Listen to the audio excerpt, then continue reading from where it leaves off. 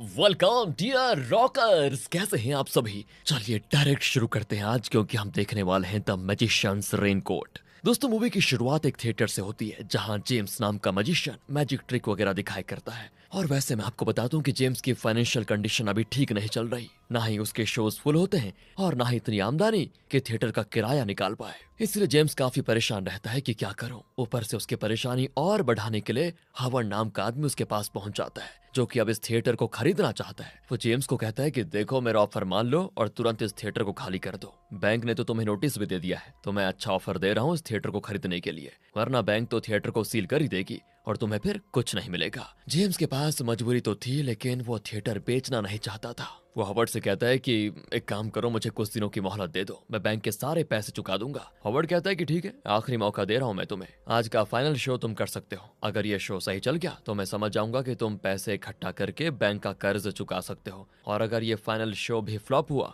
तो फिर ये थिएटर मुझे बेचने के अलावा तुम्हारे पास कोई दूसरा ऑप्शन नहीं बचेगा, याद रखना इस बात को। जेम्स मान जाता है। अब फाइनल शो शुरू हो जाता है। जेम्स पूरी मेहनत के साथ एक से बढ़कर एक ट्रिक्स दिखाता है ताकि लोगों को एंटरटेन किया जाए। किस्मत से आज थिएटर भी फुल हो जाता है। अब जेम्स को उम्मीद तो होती है कि आज तो अच्छा प्रॉफिट बन जाएगा। वो छोटे मोटे ट्रिक्स दिखाने के बाद ऑडियंस के बीच बैठी जूलिया नाम की लड़की को बुलाता है ताकि उस पर भी कोई ट्रिक परफॉर्म कर पाए। तो जैसे जूलिया स्टेज पर आती है, उसके कोट पर लगा हुआ एक कीमती ब्रोच जेम्स तुरंत चुरा लेता है, जिसकी खबर भी जूलिया को नहीं लगती। एंड वो ब्रोच काफी महंगा लग रहा था। जेम्स का प्लान था कि शो से मिले पैसे और इस ब्रोच को बेचकर बैंक का सारा कर्ज चुका दूंगा, जिससे थिएटर को बेचने की नौबत ही नहीं आएगी। हाँ, तो इसके बाद जेम्स जूलिया पर मैजिक ट्रिक दिखाने के लिए उसे एक लकड़ी के बॉक्स में डाल देता है, और ट्रिक परफॉर्म करके जैसे ही बॉक्स खोलता है, उसमें से जूलिया गायब। ऑडियंस काफी ज्यादा खुश होती है उस ट्रिक को देखकर, लेकिन ऑडियंस में हॉवर्ड भी बैठा होता है, जिसके पास एक जादुई अंगूठी होती है। उसकी मदद से वो लकड़ी के बॉक्स का वो वाला कंपार्टमेंट खोल देता है जिसके अंदर जूलिया गई थी।